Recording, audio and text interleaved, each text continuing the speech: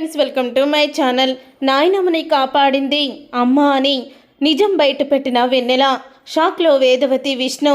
నిజంగానే వెన్నెల ద్వారా వేదవతిని వరలక్ష్మి చంపాలని చూడలేదని, వేదవతిని కాపాడింది వరలక్ష్మి అని నిజం విష్ణు వేదవతి తెలుసుకుంటారా?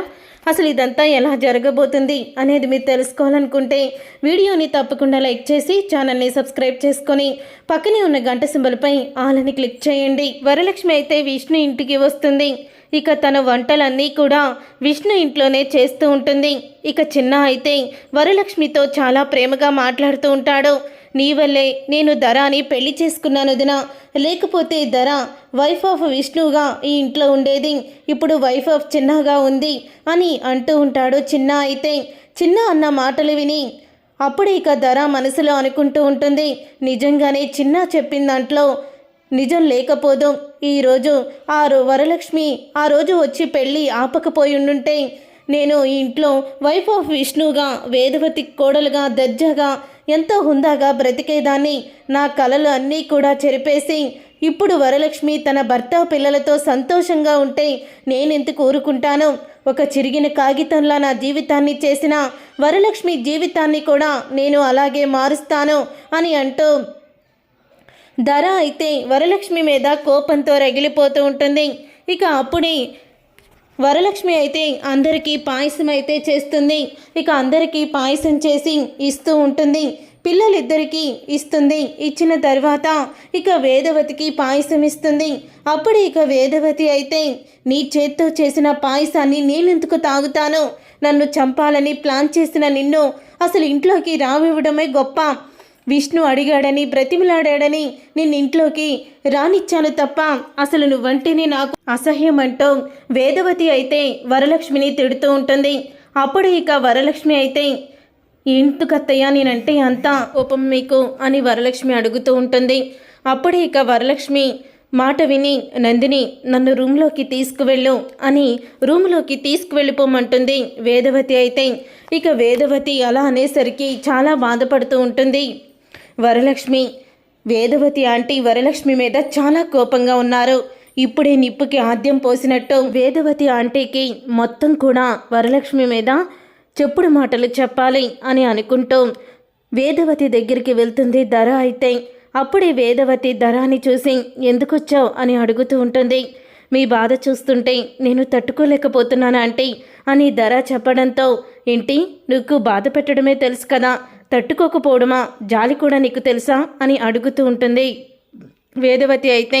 అప్పుడే ఇక వేదవతి అన్న మాటకి ధర అయితే చెప్తూ ఉంటుంది, చూడండి ఆంటీ నేను విష్ణుని ప్రేమించాను, విష్ణు మీద ఉన్న ప్రేమతోనే ఇదంతా చేశాను. కానీ ఆ వరలక్ష్మి మిమ్మల్ని చంపాలని చూసింది. ఇప్పుడు మళ్ళీ ఇంట్లోకి వచ్చింది. ఈ పిల్లల వంకతో ఇంట్లోకి వచ్చి మళ్ళీ ఎన్ని అనర్థాలు తీసుకొస్తుందో నాకు అర్థం కావడం లేదు.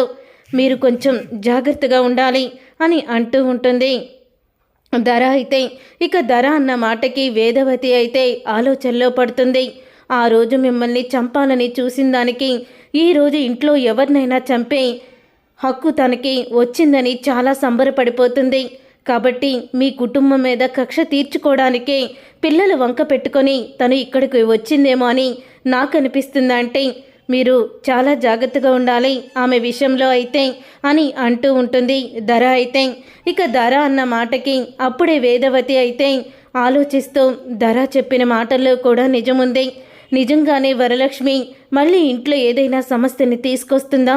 ఈ వరలక్ష్మి ఇంట్లో నుంచి వెళ్ళిపోతేనే కొంచెం ప్రశాంతంగా ఉంటుందేమో అని అనుకుంటూ ఉంటుంది వేదవతి అయితే. అందరూ కూడా భోజనానికి కూర్చుంటారు. అలా భోజనానికి కూర్చొని భోజనం చేస్తున్నప్పుడే వరలక్ష్మి అలాగే విహారీ అందరూ కూడా అక్కడికి వస్తారు. ఇక వరలక్ష్మి నేను వడ్డిస్తాను అని అంటూ ఉంటుంది. అప్పుడే వరలక్ష్మి వడ్డిస్తాను అంటే నన్ను చంపాలని చూసిన దాన్ని నా ఇంట్లో తిరుగుతూ ఉంటే నేను చూసి తట్టుకోలేకపోతున్నాను.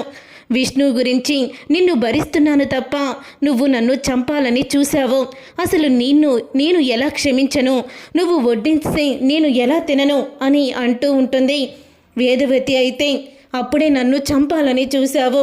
ఇప్పుడు అవకాశం వచ్చింది కదని ఇప్పుడు కూడా చంపవని గ్యారంటీ ఏంటి అని వరలక్ష్మిని అనగానే ఒక్కసారి అందరూ కూడా షాక్ అయిపోతూ ఉంటారు.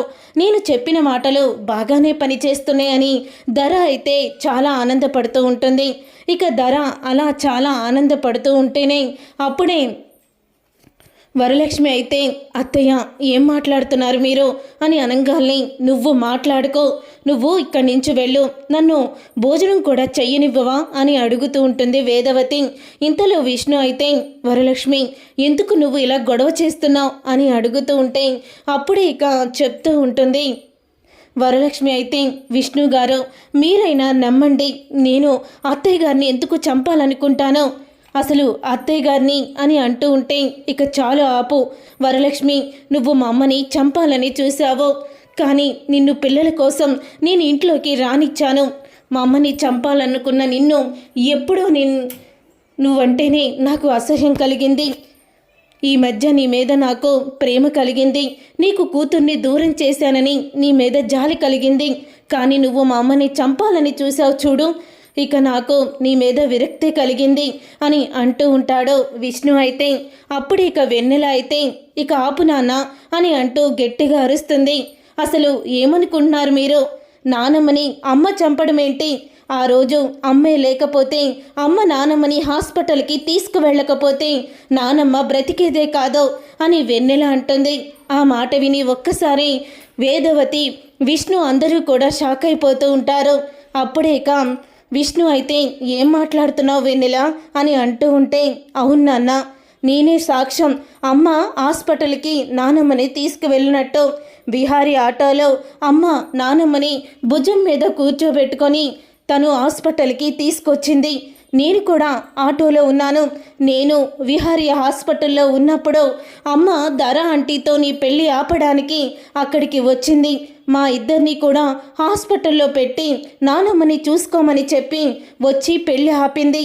అమ్మ నానమ్మని చంపాలనుకోలేదు, అమ్మ నానమ్మని బ్రతికించింది, కానీ నానమ్మకి ఇవేమీ ఎందుకు గుర్తులేదు అని అంటూ వెన్నెల అయితే నిజాన్ని బయట పెడుతుంది.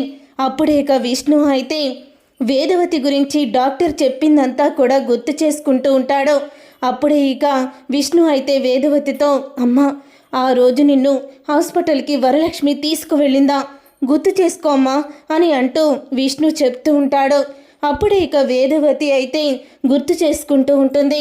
అలా గుర్తు చేసుకుంటూ ఉండంగానే వేదవతి అయితే తనకి ఆటో వరలక్ష్మి మాటలు అన్నీ కూడా వినపడుతూ ఉంటాయి.